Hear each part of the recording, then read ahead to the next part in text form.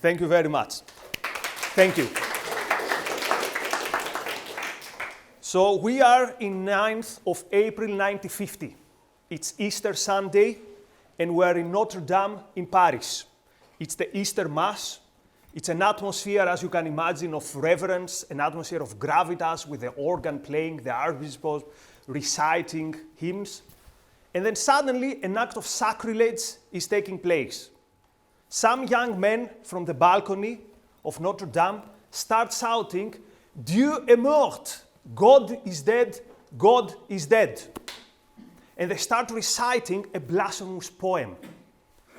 These young men were members of an avant-garde group called the Lettrists, which would later become the Situationists.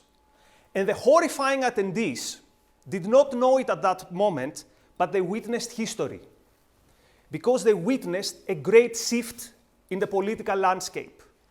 They witnessed for the first time a left that didn't have as its focus politics, ideology, or a program to bring a revolution. They witnessed a left that has at its focus a gesture, a protest through an emotional outburst, a protest through provoking and through shocking the consciousness of the powers that be. And this left, in the following decades, became the familiar countercultural new left that today we all know. So half a century later, 60 years later, the new right, the fringe right, the right that is fighting the culture wars, having exhausted its ideas around politics, decided to copycat the new left. They also decided that the way to go would be to commit their own sacrilege. But this time, it would be a sacrilege against the holy cows of today. And the holy cows of today is not God, is not Notre Dame. The holy cows of today is what they understand as, quote, the woke ideology. Anti-racism, feminism, anti-Semitism. So the way they would commit this sacrilege is by playing with the boundaries of these sacred cows. Through memes, through shitposting, through trolling, they would try to constantly test these boundaries and shock the consciousness of today's power that be.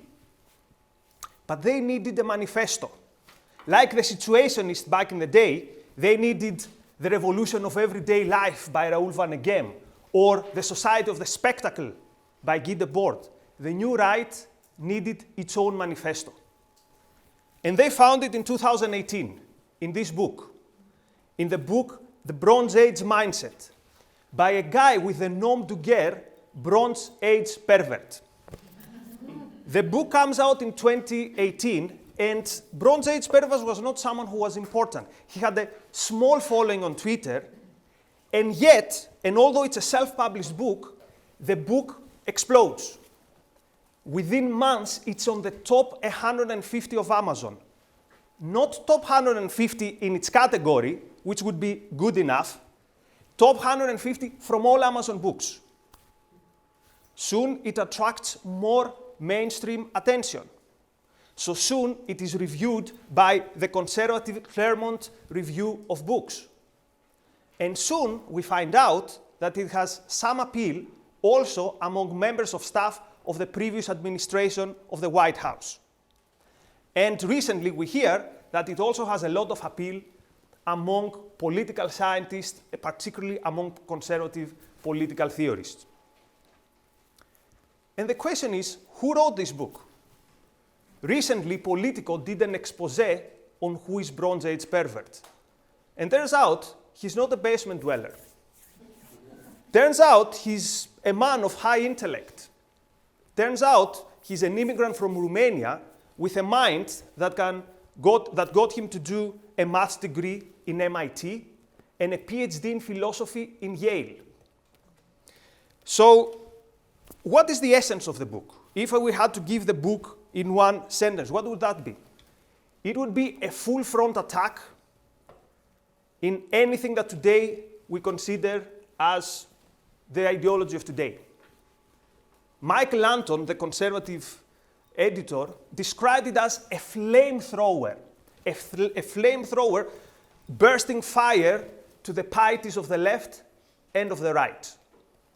So what is the worldview of Bronze Age pervert? We will call him Bap from now on. How does he view the world and how does he view human beings? So for Bap, the key in understanding life on Earth, for animals and for humans, is that life is a struggle for space. Life, whether you're a healthy animal or whether you're a healthy human, in his eyes also a healthy animal, is you want space. You want space to do what? In order to control it, in order to conquer it, and in order to make it your fiefdom, in order to make it this fertile ground that you will use for great endeavors. But the problem is, for Bap, that we live in times where there is no such space. We live in times where all kinds of spaces are controlled and organized by people who are not great men. And this creates a life that is suffocating. For Bap, if you want to understand the suffocating life, look at the mega cities of the East. People living very close to each other. There's too much proximity. There is no privacy. There is no distance. But he says, don't make the mistake of thinking that the problem is modernity. Because he says, throughout most of history, human beings lived in this, he calls it yeast type of life. A life where the great, the few, are ruled by the many, the mediocre. So what is the archetype of human being that lives this unfulfilling life? He calls him the bugman. Bug, the thing that crawls, man, the bugman. It's a bit like Nietzsche's last man. So what is the characteristic of the bugman? The bugman has no aspirations of his own. The bugman has no sparkle in the eye. The bugman lives a life which is unfulfilling, and the bugman follows orders. And here's the worst part. The bugman does not follow orders from great men.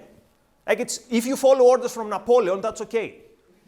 But imagine following orders from women. Imagine following orders from the elders, from people who are physically weak. This, for Bab, is the biggest shame and the biggest embarrassment of our times. And again, not only of our times, but the state of life throughout history. So Bab looks the humanity throughout the ages, and he says, disgusting. But he says today, it's even worse, because today we have a perfect storm of three things. The one is the cultural dominance of socialism. Now, you understand, Bab is popular to the right. He hates socialism, not much more to elaborate here. A second thing that contributes to this perfect storm is democracy. So Bab is not a great friend of democracy. Why? Because democracy gives a say to the bagman. But also, the third element of this perfect storm, we've got democracy, we've got socialism, and also we've got feminism. Bab says that feminism is the key to understand the destruction of civilization that we are experiencing. He has a weird theory of feminism. He says that feminism is basically the rage of women against the beta men that dominate today. But he says that you give the vote to women, you give them this chance to influence the culture, and the result is what we see today. So his view of the world is, most of the past sucked, the present sucks, so what about the future? Well, the future will suck even more. Here is how Bab envisions our future. This is the product of his nightmares. Quote, should the tyranny that has descended on our age ever gain the power it seeks, and then be challenged enough to feel itself in danger, the mass annihilations that will be carried out by homosexual, transsexual, and especially lesbian commissars will exceed in scale and cruelty anything that has yet happened in known history. Imagine lesbian mulatta commissars with young Martin Sheen face and haircut manning the future Bergen-Belsens, installations that will span tens of miles. This is our future, says Bab. Our future is lesbian mulatta gulag guards. Is there any way out of this nightmare? Is there any way out of this, of what he calls the iron prison of our time? He says, yes, there is a way. There has been a way in the past, and that is the way of the Bronze Age. The Bronze Age is the period from 3000 before Christ to around 1000 before Christ. So even before classical Athens. We'll see why he's not a huge fan of classical Athens. So why the Bronze Age period? Because this is the period, he says, of the pirate. The pirate is a figure who is motivated by play, by having fun, by freedom, and by conquer. And for Bab, this is the good life. The good life is unleash your instincts and have them drive you wherever they may drive you.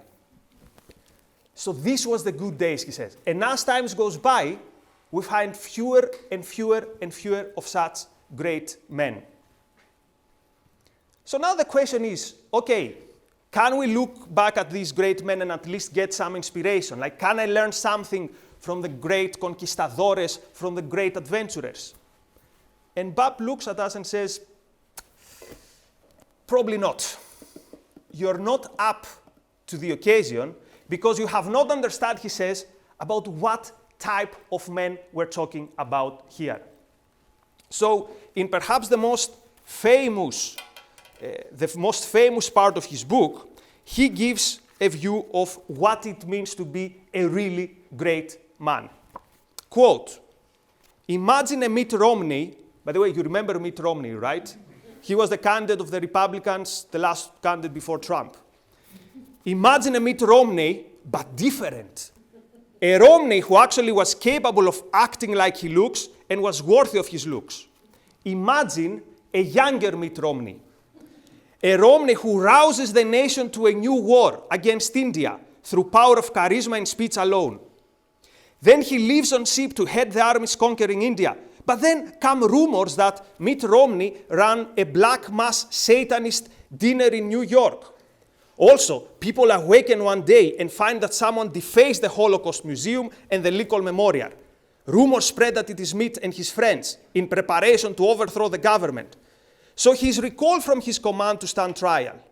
But instead of returning, Mitt runs to Russia, where he becomes a major advisor to Putin. Soon, though, he finally has to leave in great hurry when it is discovered he's been banging Putin's wives in secret.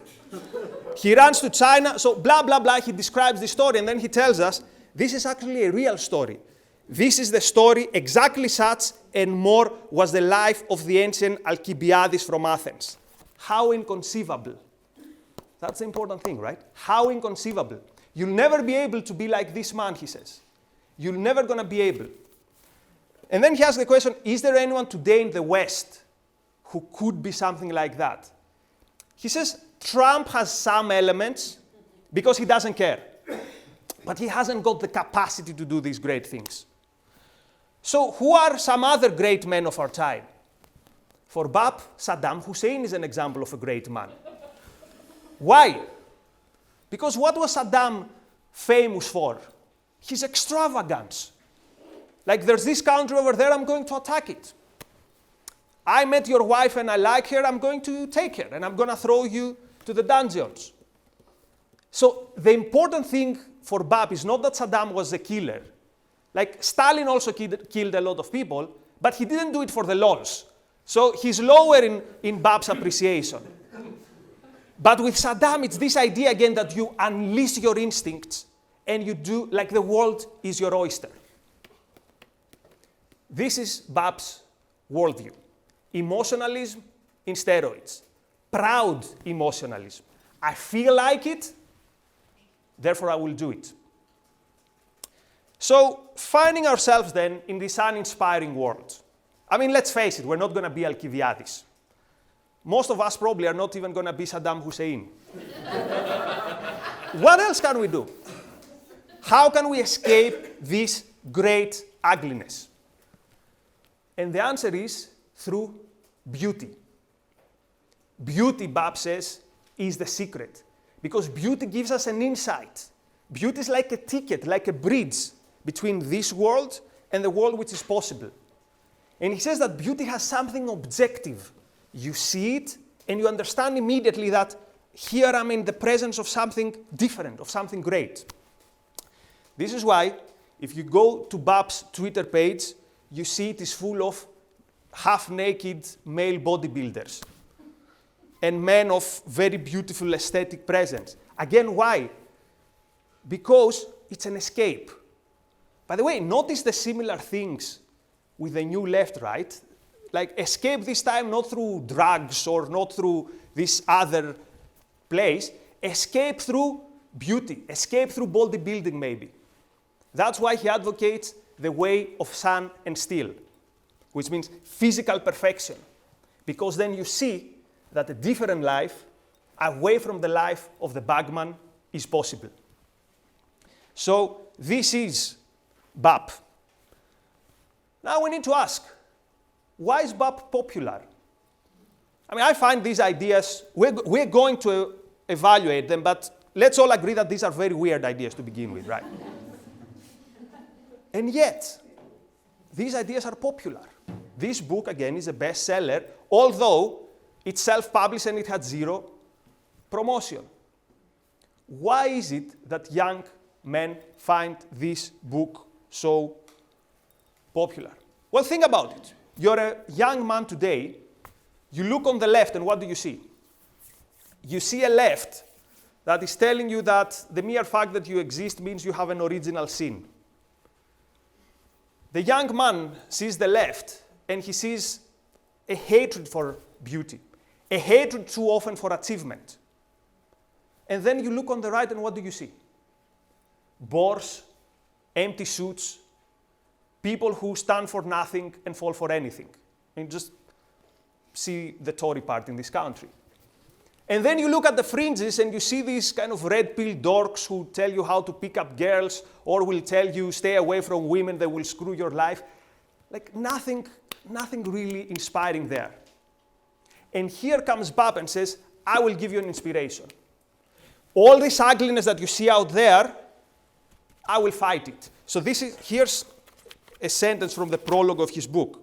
I declare to you with great boldness that I am here to save you from a great ugliness. I am here to save you from a great ugliness. Who else is saying this? This is why Bab is influential. And you'll probably already have noticed that this is why other very controversial, to put it mildly, male figures are also influential. Think of Andrew Tate, for example. Someone who proudly says, I'm strong, I have success with my romantic endeavors, and I make money. So this is Bab, this is why he's popular. And now let's evaluate him. There are two levels in this evaluation. The first level is, you've probably already heard it if you know anything about Bab, that he's racist, he's sexist, he's an anti-Semite. No disagreement here. He is. Bab is not going to win any diversity award anytime soon. But I think there's a bigger problem with Bab. I think there's a problem which goes beyond this obvious criticism that he is these things. What do most critics say about Bab?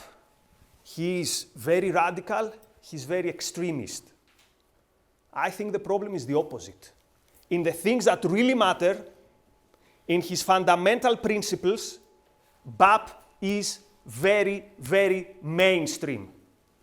In the way he views the world, in the way he views human beings, Bab is as mainstream as it gets. Here's why. Like everyone else, Bab hates reason. He says reason is a scam. As he says in the book, quote, "No, nothing great was ever achieved by reason." Nothing great was ever achieved by reason. Now, today, if I walk to an Ivy League philosophy department and I say, nothing ever was ever achieved by reason, I will get an applaud. Because half of the people there, we believe reason is useless because we don't have free will, they're determinists. And the other half will believe that reason is this Western kind of construction, in which case it is useless. Like everyone else, present company excluded, BAP does not believe in human agency. Remember, for BAP, you're all, almost all of you, destined to be bugmen. How do the few manage to not be bugmen? We don't know. They have this revelation, there's almost like a miracle that happens, and you are not a bugman anymore. But for most of you, your fate is sealed. Like almost everyone else, BAP tells us you can't be sure about anything. In the book, at some point, he goes through a rant where he says, the history you think you know, it's probably not the true history. He says, at some point, we added 200 years in history that was not there. And he says that even the geography that you know is perhaps a scam. He says, I have this theory that Bangkok City might be the same city like Mexico City, but pilots are hiding something from us and they are not telling us that. You cannot be sure about anything. Have you heard that anywhere else? Because I have. The postmodernists are telling us the same thing. Remember that famous article by Baudrillard, are you sure that the Gulf War actually happened? I mean, he was metaphorical, but the essence is the same. You cannot be sure about anything.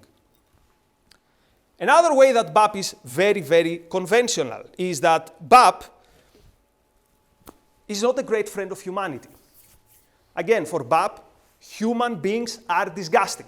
He puts it exactly in these words. I've heard this so many times from the environmentalists.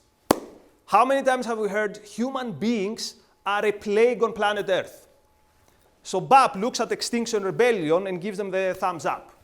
Or Extinction Rebellion looks at BAP and gives him the thumbs up. And the last way that BAP is very, very conventional. Like everyone else, BAP looks at the past. The left is looking at the past, at that time before, quote, neoliberalism, whatever that was, maybe the 60s, the 50s. Conservatives definitely look at the past, at that time of the nuclear family, where the guy with the suit and the hat was coming home and the wife with the 2 kids is rushing with her pretty dress to welcome him. Traditionalists are looking at the past. Have you seen all these Twitter accounts? How more beautiful it was back in the day with the cathedrals. Today we have skyscrapers, they suck. National conservatives look at the past. They prefer the United States before the revolution. Everyone looks at the past. BAP just takes it a step further. He says, all of you suckers look 1 or 2 centuries before. I will go 3,000 years before. This is why I claim that BAP, at the end of the day, is not too radical, is not too extremist, is actually very, very conventional where it matters, which is how we view the world. So, to end, I will say one thing positive, that the challenge to do away with the ugliness that is around us is a very good endeavor. What the inspiration that BAP gives, go and do heroic endeavors, it's nice, it's inspiring. But the question is, I will go out and do heroic endeavors for what? Like, what for? What would be the goal? And BAP says that the goal should be power, conquest, and that you will be adored and remembered. And I see this vision and I say, what a waste of a life. I will do things so that other people will adore me. Like, isn't this a bit like the bugman? The bugman doesn't have his own values. He looks at other people and say, I will do whatever other people is doing. And BAP is telling you that you should also be determined by other people, because you should either rule them or you should try to make sure that they adore you. Ayn Rand has a great insight. He says that the conqueror is in the same way a second-hander as his victims, that he has to live from them. So in a way, he's also dependent on others. He's not really an independent thinker. And to be honest with you, when I think about that vision of Bab, like this great man who goes rogue and creates his own fiefdom of conquest, what comes to mind for me was the film Apocalypse Now. Colonel Kurtz, Marlon Brando in the film, isn't this what he's doing? He's had enough of the ugliness of this world. He says, to hell with morality. Careful, not with the current morality. He's not saying I have a better morality. He says, to hell with morality in general. And he embarks in this campaign of conquest. He goes deep in the jungle, literally inside in free space, and he enslaves these people who actually adore him as a god. So he ticks every box of Bab. And what is the result? The result is terror, the result is disease, the result is stasis, and the result is death. Because this is where a life, where you say to hell with reason, will lead you. But for us, for us who do not agree that human beings are disgusting, for us who don't think that our future is mulata commissars in the gulags, I think what we should do is we should pick exactly these tools that Bab has thrown away. We should pick reason, the idea that we are capable of navigating this world, and we should also pick the other idea that he has thrown away, which is the idea of human agency. And once we've picked them, we can see that the best days are not 3,000 years ago, but the best days lie ahead of us. Thank you. Thanks.